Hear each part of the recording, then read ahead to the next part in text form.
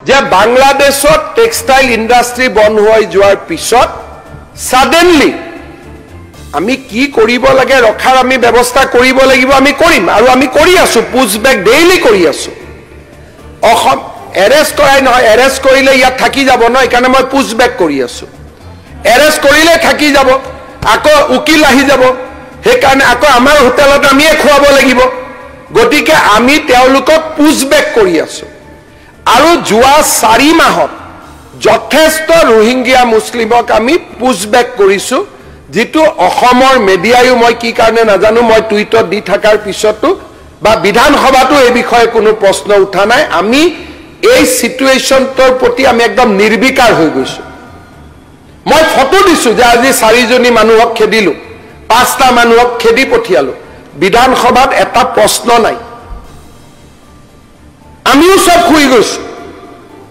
নিৰুদ্দেশ হৈ গৈছো আৰু এই নিৰুদ্দেশ হৈ যোৱা অসমখনক কবাত বিবেকটো জাগ্ৰত কৰাৰ কাম অসমৰ মুখ্যমন্ত্ৰীজনে কৰিব লাগিব যে বাংলাদেশত টেক্সটাইল ইন্ডাস্ট্ৰি বন্ধ হৈ যোৱাৰ পিছত সাডেনলি আমি কি কৰিব লাগে ৰখাৰ আমি ব্যৱস্থা কৰিব লাগিব আমি কৰিম আৰু আমি কৰি আছো পুশবেক ডেইলি কৰি আছো অসম এৰেষ্ট কৰাই নহয় এৰেষ্ট কৰিলে ইয়াত থাকি যাব ন একাৰণে মই পুশবেক কৰি আছো এৰেষ্ট কৰিলে থাকি যাব আকৌ উকিল আহি যাব হেকাৰণে আকৌ আমাৰ হোটেলত আমি খুৱাব লাগিব গতিকে আমি তেওঁলোকক পুশবেক কৰি আছো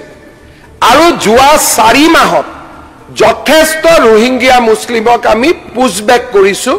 যেটো অসমৰ মিডিয়ায়ো মই কি কাৰণে নাজানো মই টুইটত দি থাকাৰ পিছতো বা বিধানসভাটো এই বিষয়ে কোনো প্ৰশ্ন উঠা নাই আমি এই সিচুৱেশনটোৰ প্ৰতি আমি একদম নিৰ্বিকাৰ হৈ গৈছো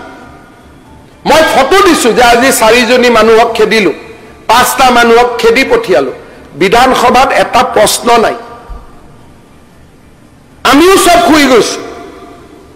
নিৰুদ্দেশ হৈ গৈছো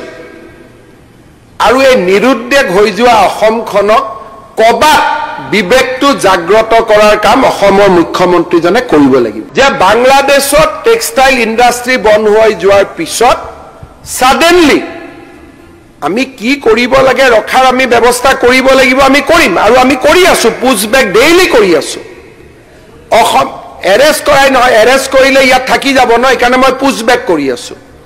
এৰেষ্ট কৰিলে থাকি যাব আকৌ উকিল আহি যাব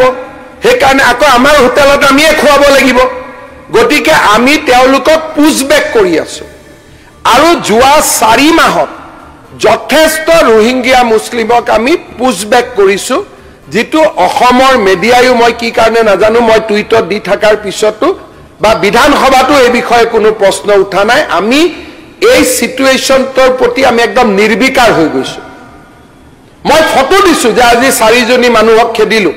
5টা মানুহক খেদি পঠিয়ালো বিধানসভাত এটা প্ৰশ্ন নাই আমিও সব খুই গৈছো নিৰুদ্দেশ হৈ গৈছো